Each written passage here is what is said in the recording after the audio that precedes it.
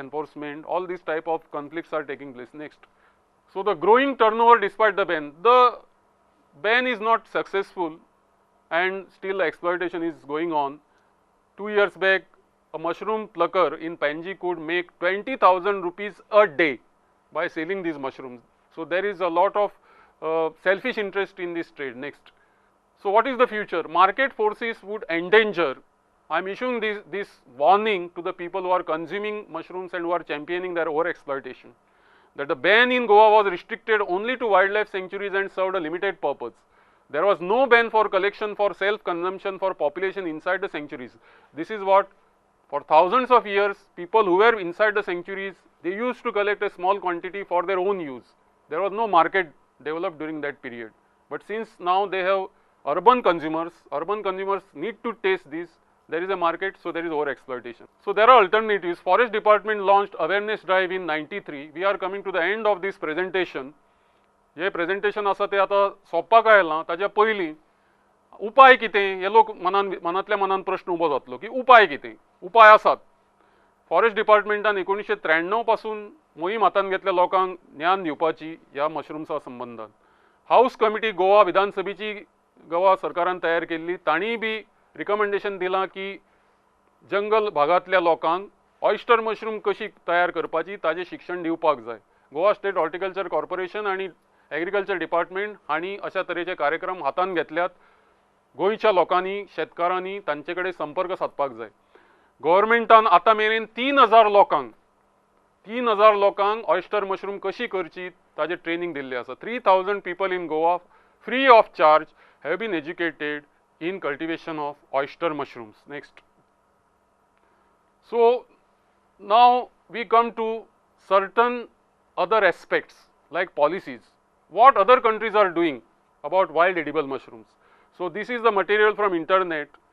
So in England there are elaborate rules, there are guidelines for those who go to forest and other places and collect mushrooms, either for study purpose or even for edible purpose. Next. So this is known as Wild Mushroom Pickers Code of Conduct. There is nothing like this anywhere in India. People just go collect and sometimes they destroy also without any reason. Next. So this is British Mycological Society. They have, do fungi have a future? You see the topic of their discussion. British Mycological Society is largest in the world with many well-known mycologists. They are respected all over the world. They are the best in the field. And in 2004, they all assembled to discuss what I am presenting in front of you in Goa, in this small state. The issue was, do fungi have a future? Ecology and habitat management in fungal conservation. All that I have spoken for last 15 minutes in front of you relates to the Goa's most popular edible mushroom, that is Termitomyces, which need to be conserved. Next. So India does not have any such policy. Conservation of fungal habitats and fungi is an important issue. That's why they are called progressive countries. British Mycological Society and British Nature, these are the NGOs who are in the forefront in mushroom conservation education, and experts are advising China to control wild mushroom trade. This is the global picture. We have to learn from these experts and these progressive countries. Next.